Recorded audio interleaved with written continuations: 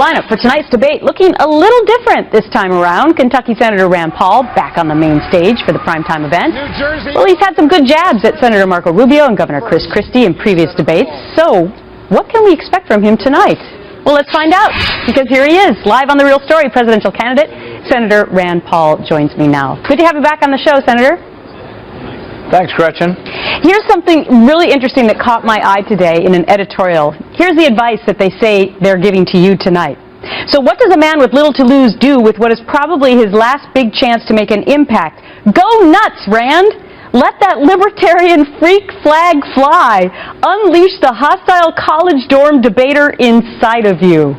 You gonna listen to that?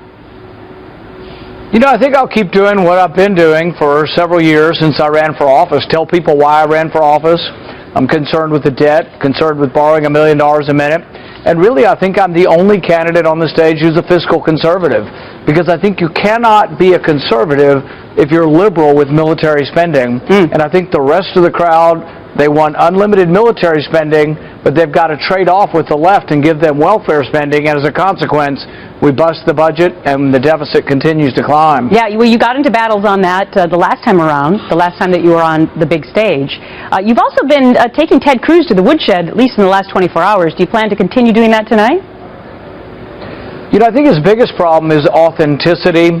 You know, I've been a big defender of the government ending this mass collection of all of our phone records. Ted appeared as if he was on our side, but then in the last debate with Rubio, he said, oh no, I'm for the government collecting 100% of your cell phone records. That's why I voted for the bill. And it sounds to me like he wants to have it both ways.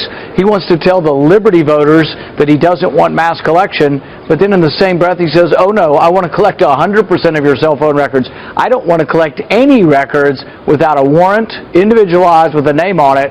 So we'll bring that up and make sure everybody knows that that's what Ted's position is now. Okay, it's really interesting because I don't know if you happened to hear the segment before you, but we had somebody on giving advice for every candidate. And the one thing that he picked out for you was to force a debate on foreign policy tonight. How will you do that?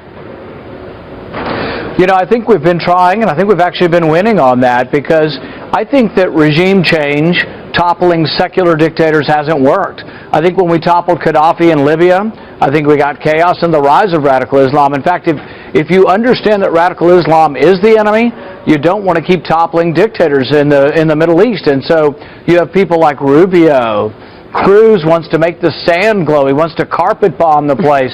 I don't really think that strategy is going to work. I think you may actually create more terrorists than you kill. All right. Obviously, you all have a difference of opinion on that. Let's continue the foreign policy discussion, because Sweden announcing today it's going to deport up to 80,000 refugees, maybe forcibly.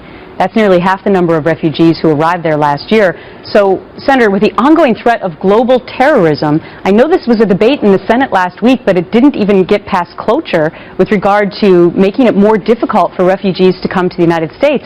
What should we do? You know, I've been arguing for stricter scrutiny and vetting. In fact, I've argued for a moratorium until we can have stricter scrutiny and vetting. I've been making this case for 4 or 5 years because we had 2 Iraqi refugees try to attack us in Bowling Green, Kentucky. Now, I think on this issue, Cruz has been on both sides also. He was for bringing in the Syrian refugees before he was against. Rubio has steadfastly opposed every one of my bills to try to vet and screen these refugees. I tried to add it to Rubio's Gang of 8 bill, but Rubio sided with Schumer instead of siding with the conservatives.